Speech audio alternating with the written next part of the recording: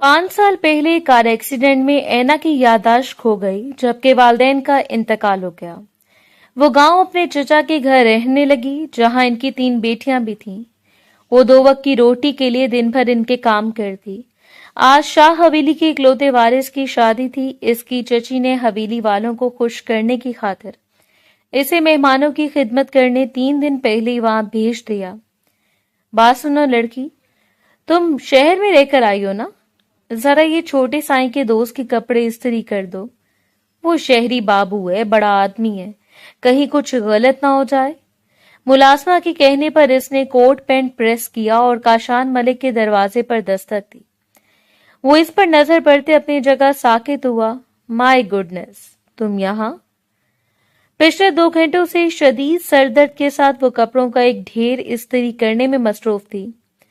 माथे पर आए हुए पसीने के नन्हे कतरों को साफ करने के बाद इसने इस्त्री शुदा कपड़ों को तय लगाया और सीढ़ियां उतरते हुए इसे रशीदा के हवाले कर दिया। ये ले, मैंने सारे कपड़े इस्त्री कर दिए हैं। इसकी मुलायम सी आवाज रशीदा के कानों से टकराई तो रशीद ने बेख्तियार सर उठाकर इसके चेहरे को देखा। वो 24 साल हसीन लड़की अपने सफेद रंग में सुर्खियों को शामिल किए थकावट का शिकार लग रही थी। और थकती भी क्यों ना, सुबह से वो गधों की तरह हवेली के कामों में मसरूफ थी और बगैर कुछ खाए पिए इस वक्त इसका थक जाना बनता था। अगर हो सके तो 1 कप चाय पिला दें प्लीज। अपनी 2 उंगलियों से इशारा करके इसने रशीदा को इल्तिजा की और रशीदा ने कपड़ों का वो ढेर सोफे पर रखते हुए अंदर से 2 शर्ट्स निकालते हुए रशीदा की जानिब मुड़ी। ठीक है, मैं तुम्हारे लिए चाय बनाती हूँ, लेकिन तुम ये कपड़े जाकर शहरी बाबू के हवाले कराओ। रशीदा की बात सुनते एक हैरत इसकी आंखों में उतर आई। शहरी बाबू, इसने जेरे लब दोहराया और रशीदा ने अपने माथे के करीब हाथ ले जाकर जरा सा आंखों को बंद किया। हाँ, वो मुझे इनका नाम नहीं आता, वो जो ऊपर छोटे साईं का मेहमान आया हुआ है। नहीं नहीं रशीदा, मैं भला कैसे वहां तक जा सकती हूँ? प्लीज ये काम तुम कर लो, मैं अपने लिए चाय खुद बना लूंगी। इसने फरार का रास्ता तलाश करना चाहा, लेकिन रशीदा भी 1 नंबर की कामचोर थी। चाय तो पहले तैयार हो चुकी थी, अब ये कपड़े तकसीम करने वाला काम भी वो इसी के जिम्मे लगाना चाहती थी। चली जाओ, तुम जानती हो मैं सुबह से काम कर रही हूँ और अगर शाह बेगम को मालूम हो गया तूने काम नहीं किया तो तुम्हारी खैर नहीं। वही धमकी जो रशीदा हर बार दोहराया करती और बादले नाख्वास था।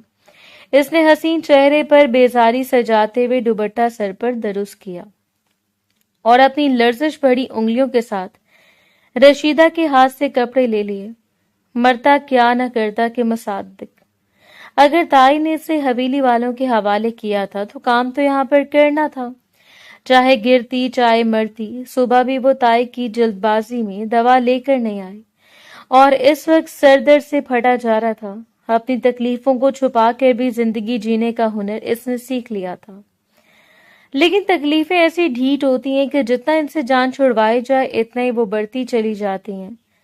अपनी पलकों को छिपकाते हुए वो सीढ़ियां चढ़ती चली गईं। इसे मालूम नहीं था कि आने वाले मेहमान का कमरा कहाँ है। वो जो अरसलान भाई का मेहमान था और शादी की वजह से यहाँ रुकने के लिए चल आया। शादी भी अरसलान भाई की थी, इसलिए हवेली की शान ही निराली थी। हवेली का आने वाला सरदार और सरबराह अरसलान शाह शहराजी और भला इसकी खास मेहमान काशान मलिक को इतना प्रोटोकॉल कैसे न दिया जाता। इसने घूम फिरकर सारे कमरों को देखा, लेकिन ये कमरे तो किसी न किसी के ज़ेरे इस्तेमाल थे और फिर कोने में बने हुए कमरे की जानिब अपने कदम बढ़ा लिए। पिछले दिनों शाह बेगम ने इसे यही कमरा साफ करने को कहा था। कमरे के दरवाजे के करीब जाकर इसने हल्की सी दस्तक दी, लेकिन अंदर से कुछ जवाब नहीं आया।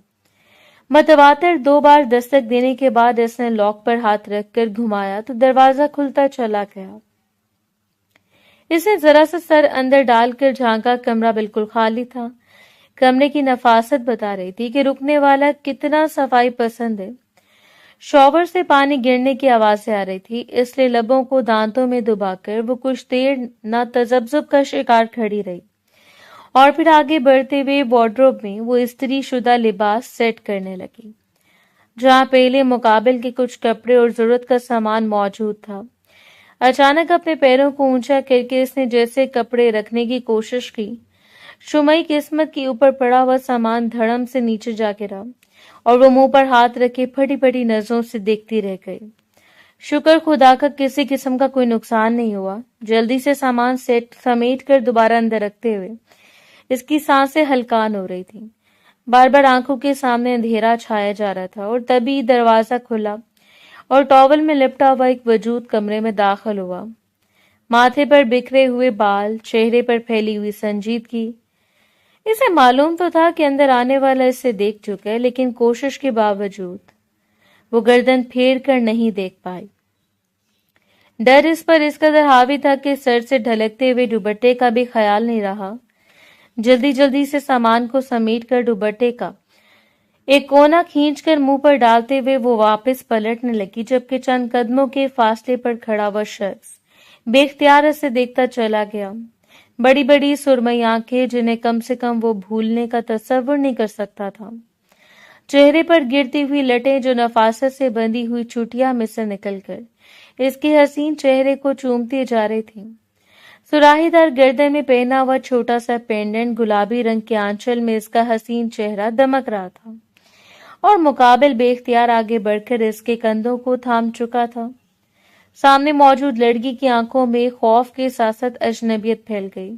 ऐना काशान मलिक के लबों ने बेआवाज जंबिश की। भला वो इस लड़की को कैसे फरामोश कर सकता था जो इसकी जात का हिस्सा था, जो सिर्फ इसके लिए बनाई गई और जिसको ढूंढते ढूंढते जाने पिछले कितने बरसों से वो मारा मारा फिर रहा था।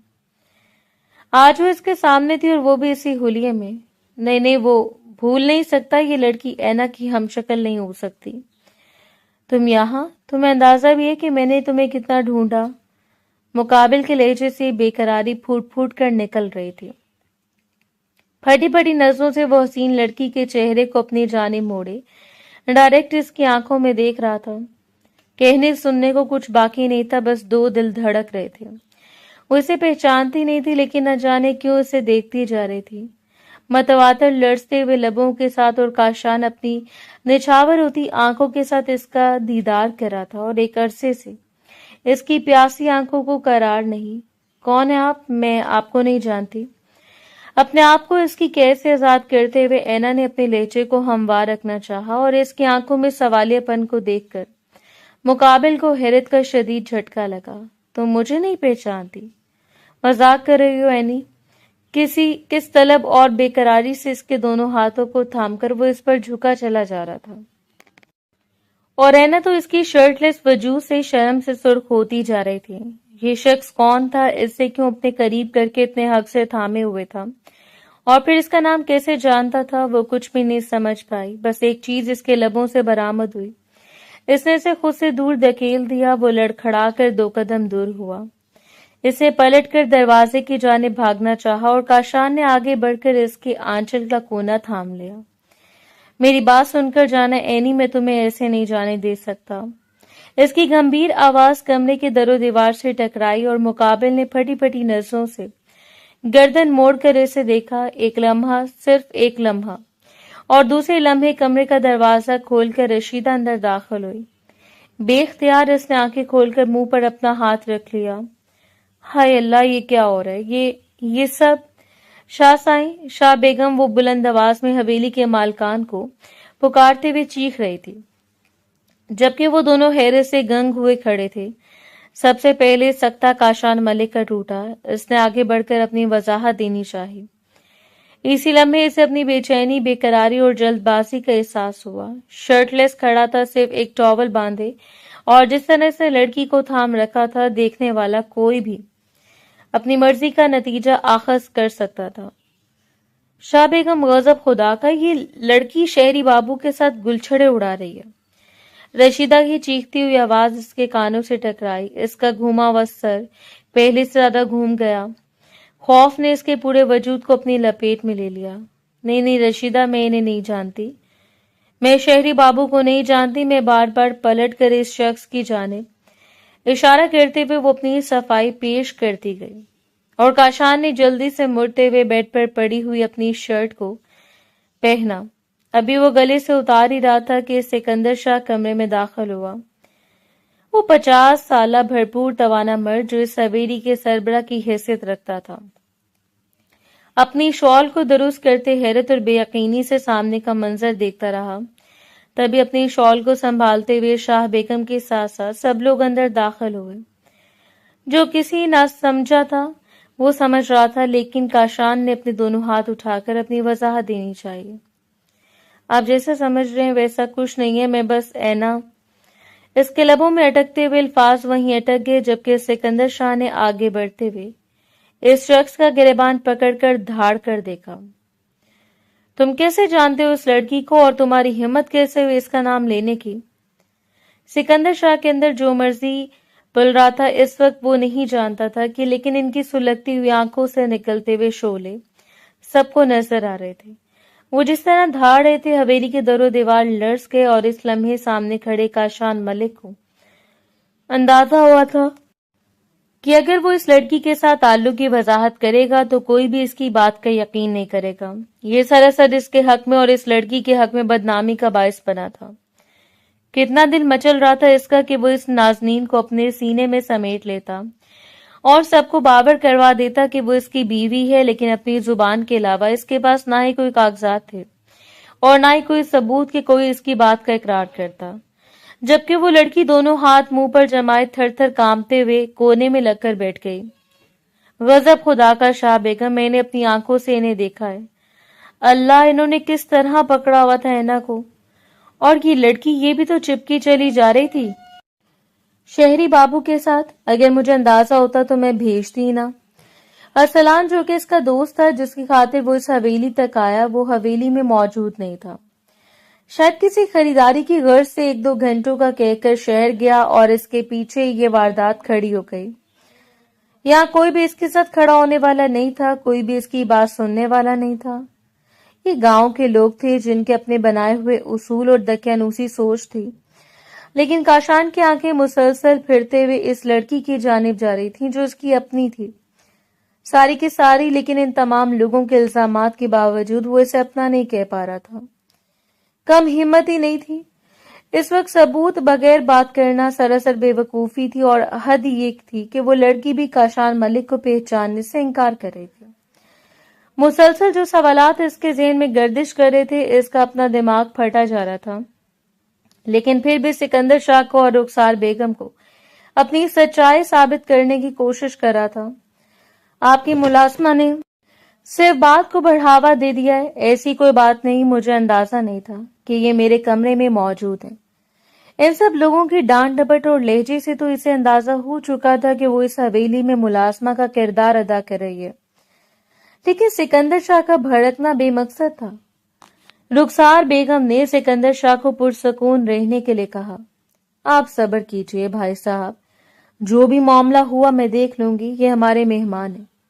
اس حویلی میں سربراہ کی حیثیت رخسار بیگم کو حاصل تھی، کیونکہ وہ شاہ بیگم تھی، یعنی سردار دلاور شاہ کی بیوی، جبکہ سکندر شاہ سردار دلاور شاہ کے چھوٹے بھائی تھے جن کی اپنی تو کوئی فیملی نہیں تھی، تاہم وہ اس جائیداد اور حویلی میں برابر کے حصے دار تھے۔ اپنے بھتیجے اور بھتیجوں کے ساتھ اچھا وقت گزارنے، ان پر حکم چلانے کے علاوہ بھی ان کے بہت سے مشاغل تھے جو زبان زدیام تھے۔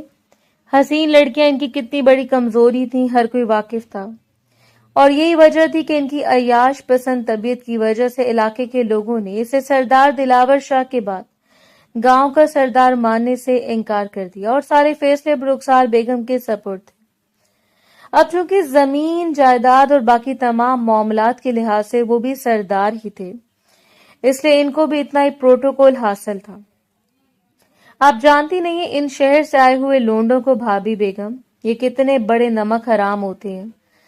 سکندر شاہ نے طنزی آواز میں کاشان ملک کو ٹارگٹ کیا، اور اس بار بھی وہ بے ساختہ دھاڑتے ہوئے سب کو خاموش کروا گیا۔ خبردار، اگر کسی نے میری تربیت یا میرے کردار پر انگلی اٹھانے کی کوشش کی تو کر رہا ہوں، اور نہ ہی میں ایسا کچھ کرنے کا ارادہ کیا ہے۔ آپ بڑے ہیں، میرے لیے قابل محترم ہیں، لیکن اپنی زبان کو لگام دیجیے۔ وہ بھی سکندر شاہ کے مد مقابل آ کھڑے ہو گئے، لیکن سکندر شاہ نے بھی بغیر کسی کا لحاظ کیے انہیں ابھی اور سے وقت حویلی سے نکل جانے کا حکم دے دیا۔ ان کے ساتھ تو جو ہونا تھا ہو چکا، خیر اگر ارسلان شاہ کے وہ مہمان نہ ہوتے تو یہاں سے ان کا بچ کر جانا ممکن نہیں تھا، کیونکہ ایسا پہلی بار ہوا تھا کہ کسی شہری بابو نے حویلی کی عزت پر ہاتھ ڈالا۔ اگر وہ لڑکی حویلی میں موجود تھی تو حویلی کی عزت تھی، اور حویلی کے مالکان کا گاؤں کے سربراہ ہونے کی حیثیت سے بھی فرض بنتا تھا اس کی عزت کی حفاظت کرنا۔ تاہم اس وقت سکندر شاہ کے وجود پر لوٹتے ہوئے سانپوں کا بھی ایک اور ہی مطلب اخذ ہوتا تھا، جو اس وقت کوئی بھی سمجھنے سے قاصر تھا۔ اپنے سامان کو اٹھا کر وہ جانے کی تیاری کرنے لگا۔ نہ ہی اس نے ارسلان کا انتظار کیا اور نہ ہی وہ اب مزید وضاحتیں دے سکتا تھا۔ اس وقت اس کا یہاں سے چلے جانا ہی بہتر تھا، لیکن جانے سے پہلے اس نے سب کو باور کروا دیا کہ اگر اس لڑکی کے ساتھ کچھ بھی غلط ہوا تو وہ پولیس لے کر اس حویلی کے ان کے دروازے پر آئے گا، کیونکہ وہ لڑکی بالکل بے قصور ہے۔ اور رخسار بیگم نے اسے یقین دلاتے ہوئے یہاں سے جانے کے لیے کہہ دیا۔ ایک آخری بار اینا کے چہرے پر نگاہ ڈالتے ہوئے وہ پلٹ گیا اور اس کانپتی تھڑکتی ہوئی لڑکی کو دبوچ کر باہر لایا گیا۔ خوف اس پر اس قدر حاوی تھا کہ زینے اترتے ہوئے اس علاقے اس کے پاؤں شل ہو گئے، ہاتھ پاؤں ٹھنڈے پڑ گئے، اور آخری زینے پر اپنی آنکھیں بند کرتے ہوئے وہ گھوم کر فرش پر جا گری۔ کسی کو بھی اپنی آنکھیں بند کرتے ہوئے معلوم نہیں تھا کہ اسے اچانک کیا ہوا، بس ذہنی سٹریس اتنا زیادہ تھا کہ اسے برداشت نہ کرتے ہوئے وہ اپنی آنکھیں بند کر گئی۔ تاہم اسے اس کے تایا اور تائی کے حوالے کرنے سے پہلے ساری بات ان کے گوش گزار کر دی گئی تھی، اور تائی جس کے لیے وہ صرف اور صرف نفرت کا باعث تھی، وہ بھلا اتنی آسانی سے بات کو جانے دے سکتی تھی؟ ایک بار پھر وہ دو روحیں جنہوں نے خود کو عرصے بعد ایک دوسرے کے قریب دیکھا تھا، ایک دوسرے سے دور کر دی گئیں۔ نہیں معلوم دوبارہ کب ملاقات ہوتی۔ اس کی گاڑی اس علاقے سے باہر نکلی، آنکھوں کے سامنے 5 سال کا منظر گھوم رہا تھا۔ 5 سال پہلے جب وہ آخری بار اس سے ملا، اس روز ان کی ملاقات یونیورسٹی میں ہی ہوئی تھی۔ اسے گھما کر اپنے قریب کرتے ہوئے اس نے جھک کر اس کے شانے پر اپنے لب رکھے اور مقابل نے سمٹتے ہوئے خود کو ذرا سا دور کر لیا۔ پلیز کاشان، کوئی دیکھ لے گا۔ وہ 19 سالوں کی لڑکی بیچلر کے دوسرے سال میں تھی۔ دیکھتا ہے تو دیکھ لینے دو، تم جانتی ہو کہ میں کسی سے نہیں ڈرتا۔ وہ 23 سالہ لڑکا کسی سے ڈرنے والا نہیں تھا، اس لیے اس کا رخ اپنی جانب موڑتے ہوئے اس کے دونوں ہاتھوں کو تھام لیا۔ میں نے اس محبت کی شروعات سے پہلے تم سے نکاح کر لیا، صرف اس لیے تاکہ لوگ دیکھیں اور مجھے بدنامی کا ڈر نہ ہو۔ اور اس حسین معصوم سی لڑکی کے چہرے کو نہارتے ہوئے سرشار ہو رہا تھا، اور وہ ہلکا سا مسکرا دی۔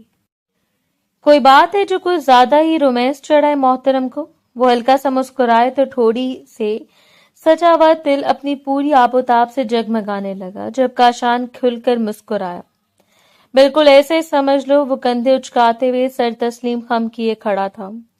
دیکھ لیں، اتنا تو جانتی ہوں میں آپ کو۔ وہ بھی مسکرا کر سینے پر بازو باندھ گئی۔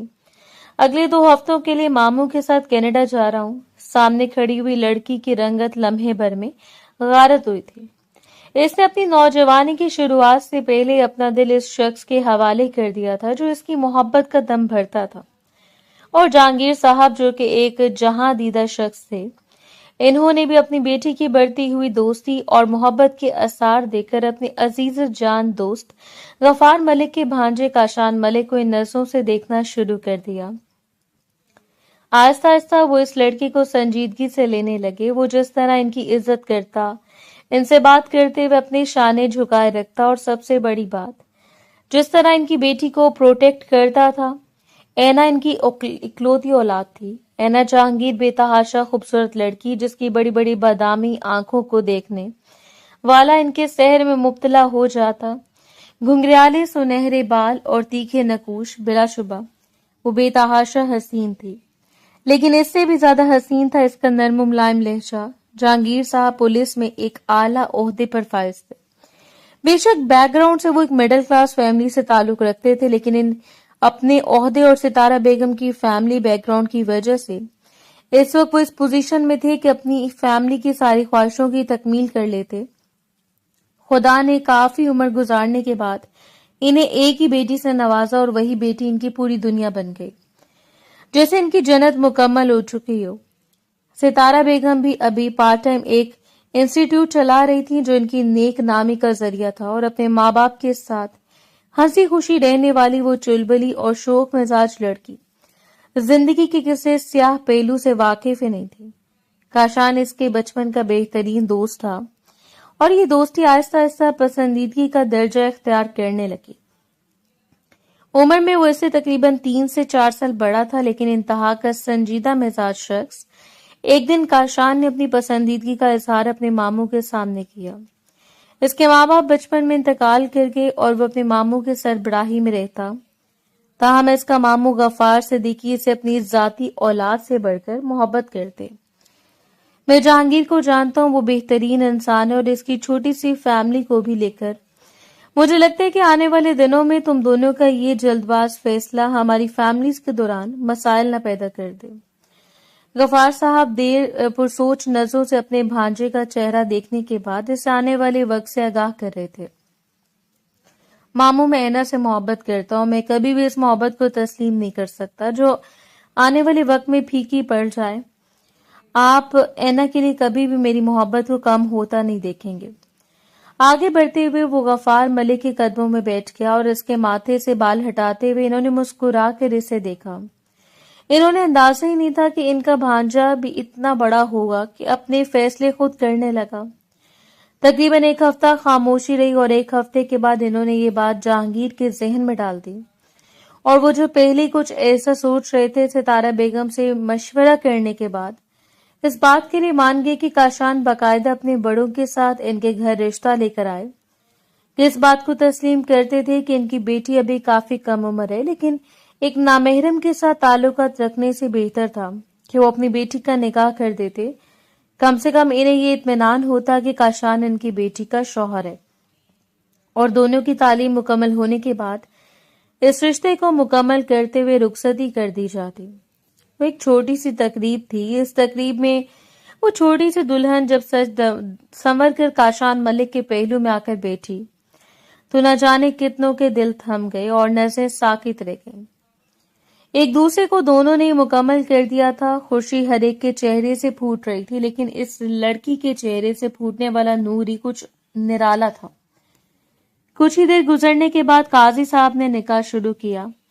ऐना जहांगीर, दख्तर जहांगीर, मोहम्मद जहांगीर, आपका निकाह बाइबस 5 लाख हक मेहर, सिक्का राजुल वक्त काशान मलिक वल्द दूर अब मलिक से पढ़ाया जाता है कि आपको ये निकाह कबूल है। इसने हल्का सा मुस्कुराते हुए रजामंदी दे दी। घूंघट की आड़ से जगमगाता हुआ चेहरा गोया इर्द गिर्द रोशनियां बखेर रहा था। 2 से 3 बार कबूले करने के बाद इसने निकाह नामे पर दस्तखत कर दिए और दूसरी जानिब भी दस्तखत मुकम्मल हुए। दुआए खैर के लिए हाथ उठे तो इसने भी अपनी मखमली हाथों को उठाकर सिर्फ और सिर्फ इस शख्स का साथ मांगा, सारी जिंदगी के लिए। काशान ने आगे बढ़कर इसके चेहरे को घूंघट की कैद से आजाद करते हुए अपने चेहरे के करीब करके इसके माथे से माथा टिका लिया। 2 दिल धड़क रहे थे। एक पाक रिश्ते की बुनियाद रखी गई और यहीं से इस खूबसूरत सफर का आगाज हुआ जिसका इख्तिताम न जाने कैसा होता। इस वक्त वो दोनों नहीं जानते थे इस रोज के बाद इनका मुहाफिज बन गया। जहांगीर खान को जल्द ही इस बात का अंदाजा हो गया कि इन्होंने अपनी बेटी के लिए एक बेहतरीन शख्स का इंतखाब किया। इन दोनों ने गोया एक दूसरे को मुकम्मल कर दिया था। इस रोज इससे इजाजत लेने के बाद काशान 2 हफ्तों के लिए मामू के साथ चला गया। ये कोई नई बात नहीं थी। काशान के बाप का आधे से ज्यादा बिजनेस इस वक्त गफार साहब संभाल रहे थे और ऐसी छोटी मोटी मीटिंग्स के सिलसिले में वो अपने मामू के साथ जाता रहता ताकि अभी से ही इसे बिजनेस की कुछ भनक लगे और आगे बढ़कर इसके लिए आसानी हो। वफात मलिक की भी 3 औलादें थी। 2 बेटे जो काशान से छोटे थे और एक बेटी निदा जो कि काशान से तकरीबन 2 साल बड़ी थी। इसका बर्थडे था। जहांगीर साहब सिर्फ इस बात के खिलाफ थे कि लड़कियां कम उम्री में मोबाइल इस्तेमाल करना शुरू कर दें। सो अगर काशान के साथ बात करना भी होती तो अपनी मम्मा का मोबाइल यूज कर लेती।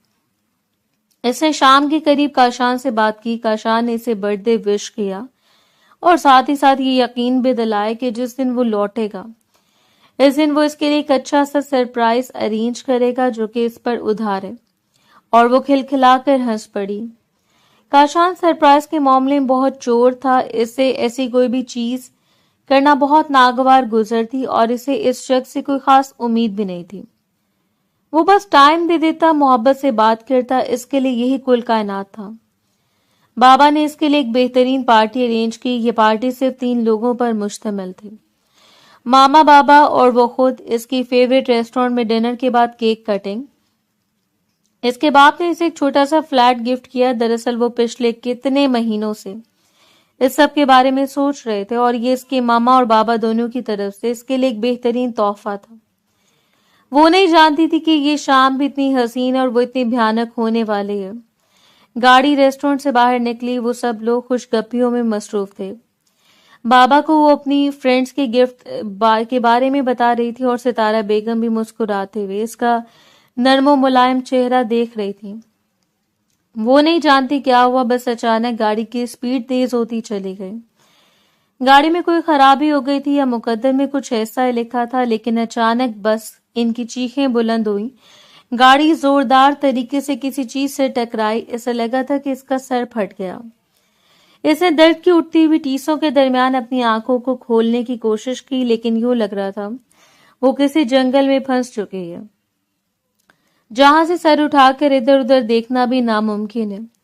دور سے آنے والی چیخو پکار, موت کا سناٹا, ماما بابا کی مہربان آوازوں کی خاموشی, اور بس کچھ نہیں, اس کی دنیا اندھیر ہو گئی.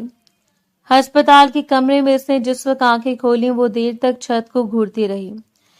پاس کھڑی ہوئی نرس نے چونک کر اسے دیکھا اور وہ پھر حیرت سے اس پر جھکتے ہوئے بے اختیار 2 قدم دور ہوئی اور پھر باہر کی جانب بڑھ گئی. شاید وہ ڈاکٹرز کو بلانے لگی تھی. اور کچھ ہی دیر کے بعد ڈاکٹر اندر داخل ہوئے اور ساتھ ایک غیر شناسا چہرہ جنہیں وہ دیر تک دیکھتے رہے. ڈاکٹر نے اس کے ہاتھ پر ہاتھ رکھتے ہوئے اسے مسکرا کر تسلی دی. مبارک ہو, تم ہوش میں آ چکی ہو. اب کیسی طبیعت ہے تمہاری؟ ڈاکٹر کا چہرہ بے انتہا مہربان تھا. چاہنے کے باوجود وہ ذہن پر زور نہیں دے پا رہے تھے کہ کیا ہوا. اس کے ماں باپ کی مٹی سی تصویریں اس کے ذہن پر ابھر کر معدوم ہو رہی تھیں. اس نے گردن موڑ کر دور کھڑے ہوئے شخص کو دیکھا جو بڑی عجیب نظروں سے اس کے چہرے کا جائزہ لے رہا تھا. دیر تک وہ اجنبی نظروں سے انہیں دیکھتی رہی اور پھر اس شخص نے ڈاکٹر کی ہدایت سننے کے بعد آگے بڑھ کر مسکرا کر اس کے سر پر ہاتھ رکھا. اب کیسی طبیعت ہے تمہاری؟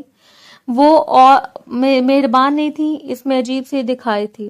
ایسی آواز کہ بابا کی نہیں ہو سکتی. نفی میں سر ہلاتے ہوئے اس کے لبوں نے بے آواز جنبش کی. بابا اسے بس بابا کا چہرہ یاد آ رہا تھا, ماں کی بس دھندلی سی تصویر. اور ظفر صاحب نے نرمی سے اس کے ماتھے پر اپنا ہاتھ رکھا اور پھر اسے ایک عورت کے حوالے کرتے ہوئے کمرے سے باہر نکل گئے.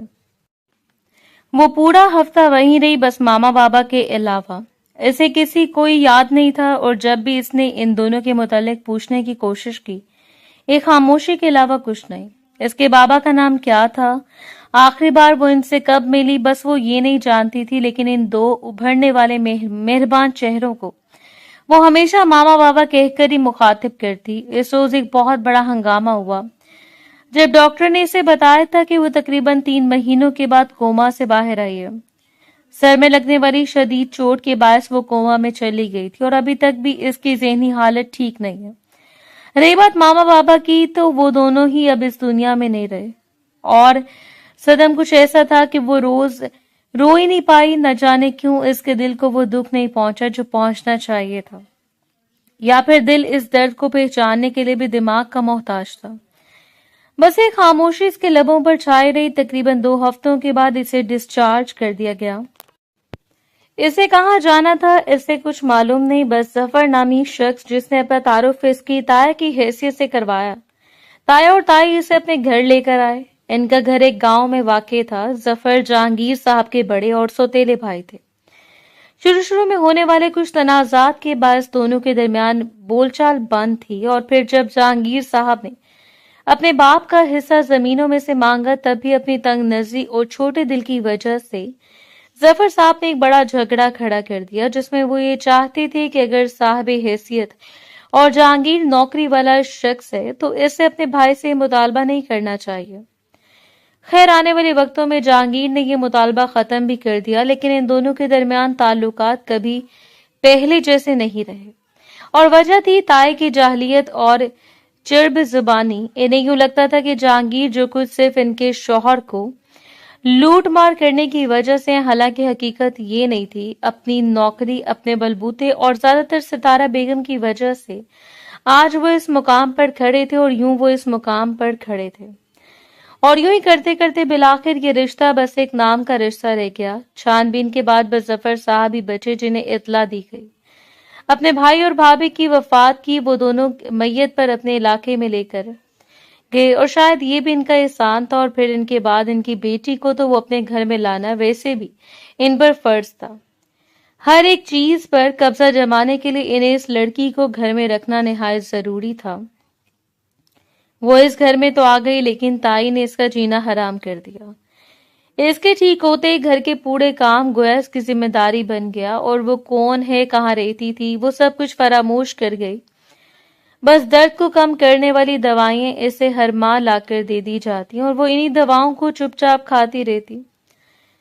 कभी कभार जहन की स्क्रीन पर कोई धुंधला सा अक्स उभरता तो इसे न जाने कितने दिनों तकलीफ में मुब्तला किए रखता।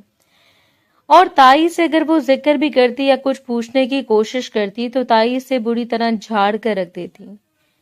ना सिर्फ ताई बल्कि ताई की दो बेटियां भी, नौरीन और अनीसा, दोनों ही अपनी माँ की तरह से नफरत करती थी। ये हसद ये तो वो कभी नहीं समझ पाई। ताहम इनकी छोटी बेटी माहम, जो तकरीबन इससे 3-4 साल छोटी थी, इसका रवैया बहुत अच्छा था और वो हर बार ऐना के इर्द गिर्द मंडलाती रहती।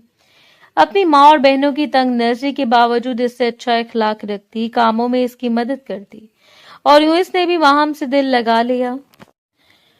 ताया इलाके की बड़ी हवेली में मुंशी के फराइज सर अंजाम देते। हालांकि इनकी अपनी जमीनें भी थीं, लेकिन इनके निकम्मेपन और भोड़ होने की वजह से वो पड़ी की पड़ी रह गए और इन्होंने ज्यादातर मामलात हवेली के संभाल लिए। बड़े शाहसाई की वफात के बाद रुखसार बेगम ने इन्हें इसी दर्जे पर कायम रहने दिया। ताहम वो लोग हवेली वालों के एहसानात में यूं डूबे हुए थे कि जीनत बेगम भी कभी कभार हवेली वालों के कामकाज में इनकी मदद करवाने के लिए चली जाती, कभी कभार बस चापलूसी और खुशामद। और अब जबकि हवेली के बड़े शहजादे की शादी थी, सो इन्होंने खुले दिल से इस लड़की को इनके घर भेज दिया। रोज सुबह से ताया छोड़कर आता और शाम को वापस लेने के लिए आ जाता, और वजह ये थी कि इनकी नजर में इनकी मददगार साबित हो सके। लेकिन वो हरगिज नहीं जानती थी कि वहां ले जाकर इन्होंने इस मासूम के लिए कौन सा गड़ा खोल दिया।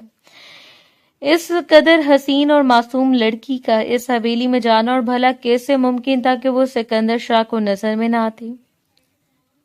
सिकंदर शाह अपनी उम्र की परवाह किए बगैर बस इसे देखा एक नजर और फिर देखता रह गया।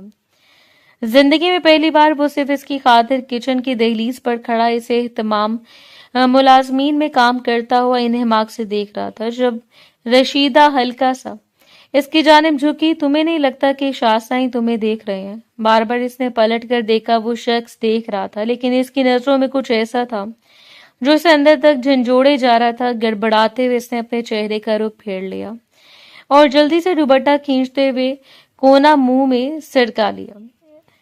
इसे भी शायद अपनी हालत का एहसास हुआ था। इसने सोच लिया शादी के हंगामे में गुजरने के बाद वो सबसे पहले इसी लड़की को अपने डेरे पर ले जाने के जतन करेगा, लेकिन दरमियान में होने वाले इस हंगामे ने गोया से मजीद तकवीत बख्शी। इस लड़की की बदनामी पूरे इलाके में हो चुकी थी और अब इसके लिए रास्ता बिल्कुल आसान था। बिल्कुल इसे बस कुछ सब्र करना था, थोड़ा सा। इस रोज भी इस हंगामे के बाद ताई इसे घर तो ले आई, लेकिन इसे बालों से दबोचते हुए ताया के कदमों में पटक दिया। ताई की कड़वी बातों का इस पर कोई असर नहीं हो रहा था। वो तो अभी तक इस शख्स की आंखों में घिरी हुई थी जो इससे मिला। न जाने क्यों वो करीब आया तो इसका दिल बेतहाशा धड़क रहा था। न जाने क्यों इसकी आवाज इसकी समातों पर सवार हो रही थी। इसका दिल धड़कता और धड़कता रह गया। इसलिए मैंने इसके बाप से कहा था कि इसकी माँ जैसी आवारा और बदजात लड़की को हमारे खानदान में लाकर आने वाली नस्ल को आवारा गर्द ना बनाए। जफर साहब ने इसे बालों से दबोचकर इसका चेहरा अपने करीब कर लिया, हमेशा की तरह। बात इसकी माँ की जात और आवारा गर्दी पर आकर अटक गई। तुम जानती हो, अगर जिंदगी में मैंने कभी तुम्हें खो दिया तो हो सकता है मैं खुद को भी खो दूं। एक मुलायम सी सरगोशी इसके कानों में गर्दिश कर रही थी। इसका सर घूमता चला जा रहा था। ताया कह रहे थे कि تائی سے کتنا مار رہی تھی، اس کی توجہ اس جانب نہیں تھی، وہ تو بس اٹکتی ہوئی اس چمکتی ہوئی آنکھوں والے شخص کے حصار میں جو اسے اپنے قریب کرنے کے بعد نہ جانے کیوں سب کے درمیان چھوڑ کر وہاں سے غائب ہو گیا۔ وہ یہ نہیں چاہتی تھی کہ وہ اس کا دامن تھام کر اسے اپنے ساتھ رکھتا، لیکن کم سے کم وہ یہ وجہ تو بتا دیتا کہ اسے جانتا کس لیے تھا۔ ہر رات جس آواز کی سرگوشیاں، جس لمس نے اسے بے چین کیا ہوا تھا، وہ آواز، وہ لمس، وہ وہی تو تھا، لیکن کون تھا وہ، اس کا نام کیا تھا، اس کا رشتہ کیا تھا؟ یہی بات وہ سمجھنے سے قاصر تھی۔ اپنے سر کو دونوں ہاتھوں سے تھام کر وہ چیخ پڑی، خدا کا واسطے چھوڑ دیں مجھے، میں نہیں جانتی میری ماں کون ہے، اس نے کیا کیا، تم لوگ مجھ پر کیوں مسلط ہو گئے ہو؟ رونے کی باعث اس کی آنکھیں سرخ ہوتی جا رہی تھی، آنکھوں کے نیچے ہلکا سا دھبا بغیر بتائے بھی تائی کی مار کی وضاحت دے رہا تھا۔ انہیں کبھی بھی اس یتیم لڑکی پر افسوس نہیں ہوا، حالانکہ تایا نے ایک اس کے نام پر خریدے گئے فلیٹ کے علاوہ نہ جانے اس کے باپ کی کون کون سی چیز کو ہڑپ کر لیا تھا۔ اس شخص کے ساتھ تم کمرے میں تھی، شاہ بیگم نے خود دیکھا، اور تم کہتی ہو کہ تمہیں پتہ نہیں کہ کون تھا وہ تمہارا یار؟ سن لے، میں نے آپ سے کہا تھا کہ لڑکی اگر حویلی میں جا رہی ہے تو کوئی گل کھلا کر آئے گی۔ اس کی تائی تو مسلسل جلتی پر تیل کا کام کر رہی تھی، جبکہ باقی دو بہنیں اندر جیسے اس ہنگامے سے لطف اندوز ہو رہی تھیں، اور تبھی ماہم کالج سے گھر واپس آئی۔ تیز دھوپ میں اسے اس طرح پٹتا ہوا دیکھ کر وہ بیگ وہیں چھوڑے بھاگتے ہوئے اس کے پاس آ گئی۔ آپ لوگ کیا کریں بابا، یہ سب کیا ہو رہا ہے؟ چھوڑے آپ ہی کو، اس روز وہ اسے چھڑوا کر لے گئی تھی، ورنہ تائی تو اسے تائی کے ہاتھوں سے قتل کروا دیتی۔ تکلیف اور اذیت کے علاوہ وہ کچھ نہیں تھا جسے جینے کا سامان سمجھا جاتا۔ روتے روتے تھک کر اس نے گھٹنوں پر سر رکھ لیا، بس بے آواز سرگوشیاں اس کے لبوں سے برآمد ہو رہی تھی۔ کاش وہ مر جاتی، کاش کہ اس کا کوئی وجود نہ ہوتا۔ آنکھیں بند کرتے ایک سنجیدہ مزاج شخص کا چہرہ اس کی نظروں کے سامنے گھوم گیا۔ وہ سگریٹ پر سگریٹ پھونکتا چلا جا رہا تھا۔ وہ کھوئی ہوئی لڑکی سے نہیں مل پائی۔ اس کے ماں باپ کے انتقال کے متعلق وہ جانتا تھا، لیکن وہ یہاں آ کر ہر نقطہ غائب ہو جاتا۔ اس نے جان پہچان کے ہسپتالوں کو چھان مارا، پولیس سے رابطہ کیا، اس کے ماموں نے بھی اپنی جانب سے جی جان لگا کر کوشش کر لی۔ یہ صرف اور دکھاوے کی کوشش تھی، لیکن وہ لڑکی سے دوبارہ نہیں مل پائی۔ وہ اس کی بیوی تھی، اس کا نکاح ہو چکا تھا، نکاح نامہ اور چند کاغذات اس کے پاس محفوظ تھے، لیکن ان 5 سالوں میں وہ اس کی ایک جھلک نہیں دیکھ پایا، جس کے لیے بے تاب ہو کر رات دن گزارتا جا رہا تھا۔ جبکہ دوسری جانب اس کے غفار ماموں نے پورا بزنس اس کے حوالے کرتے ہوئے اور ساتھ یہ بھی پیشکش رکھ دی کہ اگر وہ اس کے احسانوں کا بدلہ چکانا چاہتا ہے تو ان کی بیٹی ندا کو اپنا لے۔ ویسے بھی اب اس نکاح کا کوئی فائدہ نہیں جب وہ لڑکی غائب ہو چکی ہے، نہ ہی اس نے پلٹنے کی کوشش کی، تو اس کے سہارے زندگی گزارنا بالکل بیکار ہے۔ چاہے سب نے اس کی زندگی سے اینا کے چیپٹر کو کلوز کر دیا تھا، لیکن وہ جانتا تھا اور اس کے خدا جانتا تھا کہ اس نے ہر لمحے، ہر سانس کے ساتھ اس لڑکی کو یاد کیا، اس کے مل جانے کی دعا کی، اور اب اگر وہ اس کے سامنے بھی آئی تو کس حالت میں وہ نہیں جانتا تھا۔ وہ کن کے پاس ہے، کن کے رحم و کرم پر ہے۔ حال بتا اس نے ارسلان کو ساری بات بتاتے ہوئے مدد کی درخواست کی تھی۔ نہ اس نے غفار صاحب سے اس چیز کا تذکرہ کیا اور نہ ہی وہ اس معاملے میں کسی اور پر یقین کر سکتا تھا۔ ارسلان نے بھرپور اسے مدد کا یقین دلایا، لیکن اب وہ اس کی خاطر بیٹھ تو نہیں سکتا تھا۔ نئی شادی تھی، وہ اپنی بیوی کے ساتھ 2-3 دنوں کے بعد ہنی مون پر چلنے والا تھا۔ سکندر شاہ نے تو اس شخص سے ایسا بیر پا لیا کہ اس علاقے میں اس کی انٹری پر بھی پابندی لگا دی۔ نہ جانے ان کے اندر کون سا لاوا ابل رہا تھا۔ اس روز انہوں نے اپنے ڈیرے پر زینت بیگم کو بلایا۔ اگر اس معاملے میں کوئی ان کا ساتھ دے سکتا تھا تو وہ زینت ہی تھی۔ جی شاہ سائیں، حکم کرے، میں آپ کی کس کام آ سکتی ہوں؟ شال کو کندھوں پر درست کرتے ہوئے زینت نے سر اٹھا کر انہیں دیکھا اور سکندر شاہ نے نوٹوں کی موٹی گڈیاں میز پر رکھ دیں۔ میری مدد کر سکتی ہو زینت، اور مجھے یقین ہے کہ اس مدد کے بدلے میں تمہیں اور تمہاری بیٹیوں کی زندگی سنوار سکتا ہوں۔ چاہے ظفر اس پر حامی بھرے یا نہ بھرے، لیکن تمہیں ہر صورت میرا یہ کام کرنا ہے۔ اور زینت کتنی دیر نہ سمجھی سے سکندر شاہ کو دیکھتی رہ گئی۔ وہ 50 سال کا تھا، لیکن ابھی تک عیاشی اس کی رگوں میں پھیلی ہوئی تھی۔ بزرگی نے اپنے آثار دکھانے شروع کر دیے، لیکن مجال تھا کہ وہ شخص مانتا آج بھی ویسا ہٹا کٹا بے حیا آنکھوں والا بدمزاج سردار۔ میں چاہتا ہوں کہ تم کسی طرح سے بھی اس لڑکی کا نکاح میرے ساتھ کروا دو۔ وہی لڑکی جو اس روز حویلی آئی تھی، سکندر نے کہہ دیا، اور زینت دھک سے بیٹھی انہیں دیکھتی رہ گئی۔ جو بھی تھا، لیکن وہ لڑکی اتنے کمال کے نصیب رکھتی تھی، انہیں اس بات کا اندازہ نہیں تھا۔ لالچ کی حد یہ تھی کہ سکندر شاہ کا ساتھ بھی انہیں سے دولت کی وجہ سے کمال لگ رہا تھا۔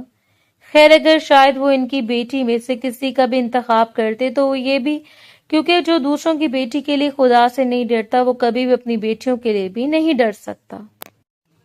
شاہ صاحب، میں آپ کے حکم کو سر آنکھوں پر رکھتی ہوں، لیکن ظفر، اس نے بات کو دانستہ طور پر ادھورا چھوڑ دیا، اور سکندر شاہ نے نوٹوں کی ایک گڈی میں مزید اضافہ کر دیا۔ سکندر کو منانا تمہارا کام ہے، میرا نہیں، اور جاؤ، مجھے صرف 2 دنوں کے اندر اندر اس لڑکی سے نکاح کرنا ہے۔ کافی سوچ بچار کرنے کے بعد اس نے یہ ہنگامہ سکندر کے سامنے رکھ دیا۔ تم جانتے ہو شاہ صاحب اس کی بدکرداری کی وجہ سے کس قدر پریشان ہے۔ انہوں نے صاف کہہ دیا کہ یہ سراسر ان کے ماتھے پر داغ ہے، وہ اس گاؤں کے سردار ہیں، اور ایسے میں ایک لڑکی اس طرح کا داغ اپنے کردار پر لگا کر باقی لڑکیوں کے درمیان رہ رہی ہے۔ شاہ صاحب چاہتے ہیں کہ ہم یہ علاقہ چھوڑ دیں، یا صرف اور صرف یہ داغ مٹانے کی خاطر اس لڑکی کا نکاح شاہ صاحب سے کر دیں، وہ بھی صرف ہماری خاطر۔ اور ظفر اپنی بیوی کو دیکھتا رہ گیا، یہ کیسے ممکن ہے بھلا؟ وہ دروازے کے باہر کھڑی ساری باتیں سن رہی تھی، پورا وجود کانپ رہا تھا۔ یہ تو ممکن ہی نہیں تھا، اس نے کبھی کسی کے متعلق سوچا نہیں۔ ہاں، وہ حسین مزاج شخص جو رات بھر اس کے کانوں میں سرگوشیاں کرتا، ابھی تو اسے ڈھونڈ رہا تھا، اور یہ مصیبت اس پر توڑی جا رہی تھی۔ اس نے بھی کس طرح ظفر صاحب کو قائل کر لیا، اور چند نوٹ بھی ان کے حوالے کرتے ہوئے انہیں مزید اپنے ساتھ ملا کر بات کو ایسا رنگ دے دیا کہ گویا حویلی کے سردار بڑی نیکی کا کام کر رہے ہوں۔ نہ ہی اسے کسی نے رضامندی طلب کرنی تھی، اور نہ ہی کی گئی، بس چپ چاپ اس کے نکاح کی تیاریاں ہونے لگیں، جو 2 دنوں کے بعد تیسری شام سکندر شاہ سے ہونا تھا۔ اور سکندر شاہ نے اس بات پر بھی اور قائم رہا کہ ان کے بتانے سے پہلے یہ خبر اس گھر کی دہلیز سے باہر نہیں جانی چاہیے۔ چاہے انہیں جس بات کا بھی ڈر تھا، وہ جانتی تھی ان لوگوں سے التجا کرنا بالکل ہی فضول ہے۔ وہ کبھی بھی اس پر رحم نہیں کھائیں گے۔ نہ جانے اس نے زندگی میں کون سا ایسا گناہ کیا تھا کہ 5 سال تک وہ درندہ صرف لوگ اس پر مسلط رہے۔ اس روز جو نماز طے کرنے کے بعد وہ کھڑکی کے قریب چلی گئی، دیر تک آسمان کو دیکھتی رہی۔ یہ گھر اس کے دادا کا گھر تھا، اور کافی پرانی طرز سے بنایا گیا تھا، تاہم مضبوط تعمیراتی کام کی وجہ سے ابھی تک اس کی ساکھ قائم تھی۔ دوپٹہ ابھی تک حجاب سٹائل میں لپٹا ہوا تھا۔ جب اچانک اسے کھڑکی کے سامنے کوئی سایہ لہراتا ہوا نظر آیا، وہ بے اختیار پیچھے ہٹی۔ اس سے پہلے کہ دروازے بند کر دیتی، کسی نے دروازے کھولے اور دھڑام سے اچھلتے ہوئے کمرے میں آ گیا۔ پھٹی پھٹی نظروں سے وہ یوں ساکت کھڑی رہ گئی جیسے قوت گویائی کو سلب کر لیا گیا ہو۔ سامنے وہی شخص کھڑا تھا، ڈھیلے ڈھالے شرٹ ٹراؤزر میں، تھکا ہوا، پریشان حال، ماتھے پر بکھرے ہوئے بال، اور وہ اس شخص کو یوں دیکھ رہی تھی جیسے وہ آسمان سے اترا ہوا کوئی فرشتہ ہو۔ اس کا بس دل دھڑکتا رہا۔ دھڑکتے ہوئے دل کے ساتھ وہ 2 قدموں کو واپس ہٹی، دیوار کے ساتھ جا لگی، جب اس کی جانب بڑھا اور اس کے دونوں ہاتھوں کو تھام لیا تھا۔ کیا میں تمہیں یاد نہیں ہوں؟ کیا تمہیں معلوم نہیں کہ تم میری بیوی ہو؟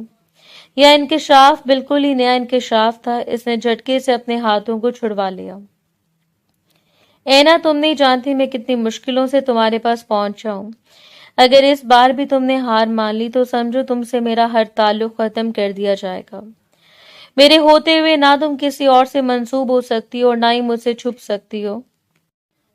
خدا کا واسطہ ہے چلے جائیں میرے راستے سے، میں آپ کو نہیں جانتی۔ کیوں میرے لیے مشکلات پیدا کر رہے ہیں؟ وہ شدت سے رو پڑی، اور مقابل نے ایک زوردار مکہ دیوار پر دے مارا تھا۔ وہ اسے ڈھونڈ ڈھونڈ کر پاگل ہو چکا ہے، اور وہ اسے پہچانتی نہیں۔ اور پھر اس کے اجنبی چہرے کو دیکھتے ہوئے اپنا موبائل نکال کر چند تصویریں اس کے سامنے کرتا چلا گیا۔ دیکھو، تم مجھے نہیں پہچانتی، میں کاشان ہوں، وہ کاشان جس سے تم نے محبت کی تھی تمہارے باپ نے۔ میں تمہیں جس کے ہاتھوں سونپا تھا، یہ رہا نکاح نامہ۔ क्या तुम्हें अब भी यकीन है कि नहीं कि मैं झूठ नहीं बोल रहा? न जाने कितने साए इसके ज़हन में गड़बड़ होने लगे। बेख्तियार इसने अपने दुखते हुए सर को थाम लिया, हर दीवार के साथ लगकर बैठती चली गई। मैं जानता हूँ कि काशान तुम्हारा इंतखाब है, लेकिन वो तुम्हें मुकम्मल हिफाजत में रखेगा, मुझे इस बात पर यकीन है। बाबा की आवाज जैसे हवा के दोष पर सवार होती आ रही थी। काशान इसे बहुत कुछ बता रहा था। इसे बता रहा था कि वो कितनी मुश्किलों से यहाँ पहुंच रहा है, सिर्फ इसे यही बताने की खातिर। लेकिन वो चुपचाप सर घुटनों पर रखे बैठी रही जब तक कि कमरे में मुकम्मल खामोशी नहीं छा गई। इसे सर उठाकर देखा, वो खिड़की के पास खड़ा इसे खो जाने वाली नजरों से देख रहा था। मैं तुम्हें कभी भी नहीं खो सकता। मैं तुम्हें पा लूंगा, तुम्हारी मर्जी से या फिर जबरदस्ती, लेकिन याद रखना, अगर मेरी मोहब्बत सच्ची हुई तो तुम इस रिश्ते को और मेरी मोहब्बत को लाजमी तस्लीम करोगी। वादा रहा तुमसे। वो गायब हो गया खिड़की के पास, शायद दूर अंधेरे में, और तब वो दौड़ती हुई खिड़की के करीब गई। इसका सर घूम रहा था, यूं लग रहा था जैसे गले के पास कुछ जमा हो रहा है। इसे शदीद एसाबी झटके ने इतना मुतासर कर दिया कि वो कोशिश के बावजूद ये सब कुछ याद नहीं कर पाई। अगर यादगार भी पाती तो किसी धुंधले मंजर की तरह एक मुकम्मल इलाज इसे सेहतयाब कर सकता था, लेकिन किसी ने पैरवी नहीं की। और फिर इन 5 सालों में इस पर वो अजाब तोड़े गए कि वो किसी बुत की तरह साकित रह गई। अगली सुबह वो बिल्कुल चुप थी, खामोश, इसी शख्स के मुतालिक सोचती रह गई। यूं लग रहा था जैसे इसकी शक्ल इसके ज़हन पर नक्श हो, इसकी बातें वो सब जानती हो, लेकिन ये सब कुछ वाज़ेह क्यों नहीं था? वो किसी से पूछ भी नहीं सकती थी, बस एक खामोशी और एक खामोश इंतजार। हर गुजरता हुआ लम्हा इस पर अजियत बनकर टूट रहा था। हर शाम वो दरवाजे की तरफ देखती रहती, कब वो दरवाजे से दाखिल हो और आगे बढ़कर इसका हाथ पकड़ ले, इसे इस अजियत ज़दा कैद से बाहर निकाल कर ले जाए। अगर मोहब्बत का तलबगार है तो सीना तान कर सबके सामने सबको यकीन दिला कर ले जाए, लेकिन हर दिन इसे सिकंदर शाह के निकाह के करीब लेकर आ रहा था। बिलाखिर वो शाम भी आ गई। वो यूं ही सर गिराए अपने हाथों की लकीरों को देखती रह गई। माम ने इसे हल्का फुल्का मेकअप कर दिया। आप ही खुदा का वास्ते अब तो कुछ बोल लें, इनकार कर लें, अपने हक में आवाज उठाएं। लेकिन वो गुमसुम बैठी रही, जैसे कहने सुनने को कुछ बाकी न रहा हो। खुदा जाने सिकंदर शाह ने बड़ी हवेली वालों को कौन सी पट्टियां पढ़ाई जो वो इस निकाह के लिए राजी हो गए, वरना रुखसार बेगम जैसे इंसाफ पसंद खातून कभी भी ये बेजोड़ रिश्ता कायम नहीं होने दे सकती थी।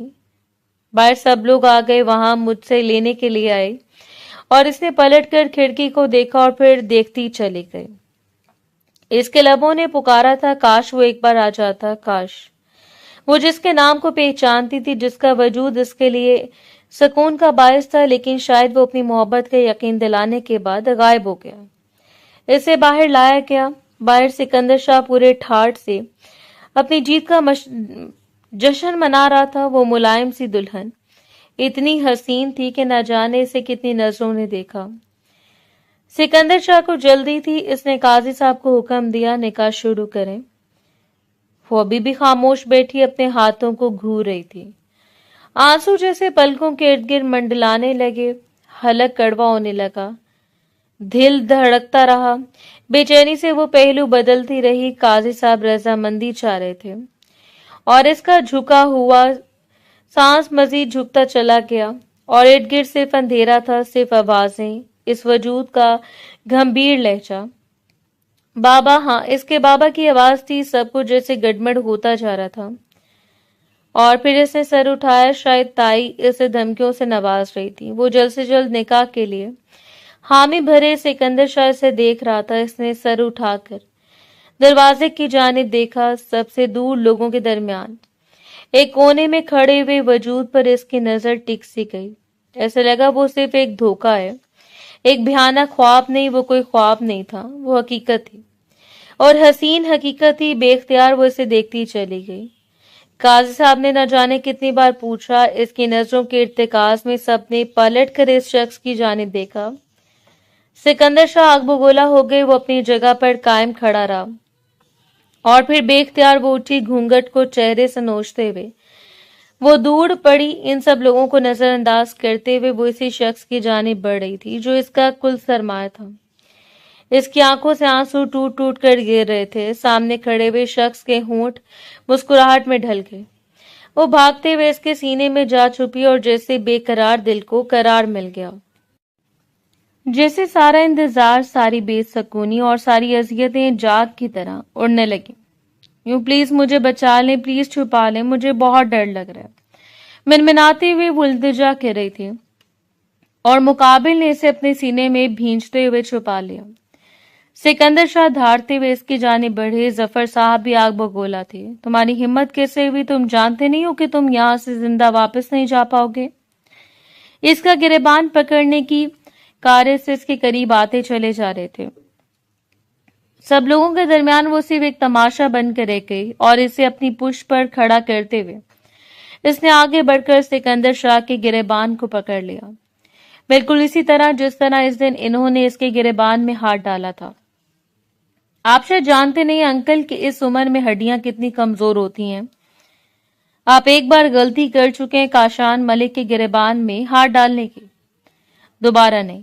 اور یہاں موجود ہر شخص سن لے، یہ اینا جہانگیر ہے، محمد جہانگیر کی بیٹی اور کاشان ملک کی بیوی، جس کے باپ نے اسے اپنی مرضی اور رضامندی سے میرے ساتھ نکاح کیا اور پھر اس کا یہ دوگلا تایا اسے لے کر غائب ہو گیا، صرف اپنے مفاد کے لیے، صرف اپنی نفرت کے لیے۔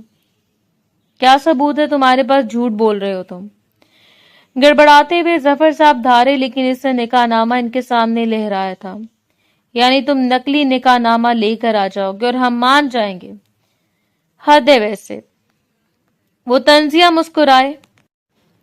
جی نہیں، میں کوئی نقلی کاغذات نہیں لے کر آیا، بلکہ اپنے اصل کاغذات تصدیق کروا کر لے کر آیا، اور ابھی اور اسی وقت آپ سب لوگوں کے سامنے دوبارہ نکاح کروں گا تاکہ جس کے ذہن میں جو شک ہے وہ غائب ہو جائے۔ اگر مزید کسی کو درمیان میں آ کر ہیرو بنتی دکھانی ہے تو دکھا لے، لیکن باہر پولیس کھڑی ہے، رہتی ہیرو بنتی تھانے جا کر نکل جائے گی۔ یہ وہ حقیقت تھی جسے ظفر صاحب اور ان کی بیگم چھپ نہیں سکتے تھے۔ بدنامی اور رسوائی ان کا مقدر بن گئی۔ بھرے علاقے میں انہیں ذلیل و رسوا کر دیا گیا، اور سکندر شاہ جو صرف دھاڑنا جانتا تھا، جسے صرف چیخنا چلانا آتا تھا، پولیس کے نام اور حقیقت جاننے کے بعد سہم کر وہاں سے نکل گیا۔ اس کا ہاتھ تھام کر وہ لے آیا۔ اب نکاح شروع کریں قاضی صاحب۔ ہم نے ایک نظر اپنی من پسند عورت کی جانب دیکھنے کے بعد اسے ہلکا سا مسکرا کر اجازت دی، اور اس کے کاغذات لینے کے بعد قاضی صاحب نے نکاح شروع کیا۔ ایک بار پھر اسے رضامندی چاہی جا رہی تھی۔ اینا جہانگیر سے پوچھا جا رہا تھا کہ اسے کاشان ملک اپنے شوہر کے طور پر قبول ہے، اور اس نے دل و جان سے قبول ہے کرتے ہوئے اذیت سے آنکھیں بند کر لی۔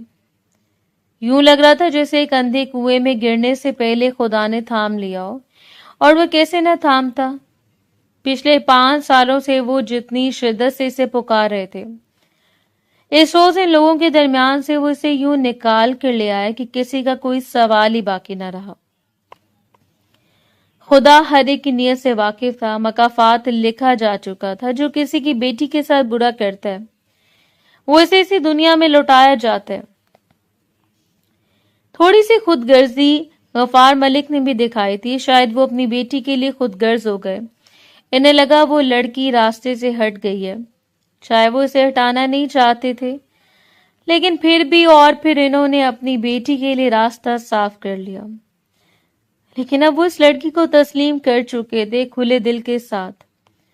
اس روز ان کا پرتپاک طریقے سے استقبال کیا گیا۔ وہ اسے تھامتے ہوئے اپنے کمرے میں لے کر آیا، اور وہ روتے ہوئے اس شخص کو یوں دیکھ رہی تھی جیسے کہ وہ معجزہ خدا بندی ہو۔ میں تم سے محبت کرتا ہوں، اپنی پہلی سانس سے آخری سانس تک صرف تمہارا ہوں۔ اس کے سامنے گھٹنوں کے بل بیٹھتے ہوئے مقابل نے اپنا ہاتھ اس کی جانب بڑھایا اور اسے روتے ہوئے اس مہربان شخص کے ہاتھوں کو تھام لیا تھا۔ اس نے ساری دنیا کو فراموش کر دیا، لیکن یہ محبت تو کبھی فراموش ہو ہی نہیں پائی۔ ہاں، اگر وقت نے انہیں دھندلا کر دیا تھا، یہ بیماریوں کی نظر ہو گئی، تو وہ شخص جانتا تھا شہر کے سب سے مہنگے ڈاکٹر سے اس کا علاج کروا کر اسے ایک بار پھر خود میں سمیٹ لے گا، محبت سے، یقین سے، اور اپنے دل کی تمام حسرتوں سے اس وقت ایک دوسرے کے سینے سے لگے۔ وہ بس ایک دوسرے کو محسوس کر رہے تھے، اور یہی تو محبت کی انتہا ہوتی ہے۔ محبوب دور بھی رہا جائے تو خود کو اس کی امانت میں دیا جائے۔ امید ہے ہماری آج کی سٹوری آپ کو پسند آئی ہوگی۔ اگر سٹوری پسند آئی ہو تو اپنا فیڈ بیک لازمی شیئر کریں۔ شکریہ۔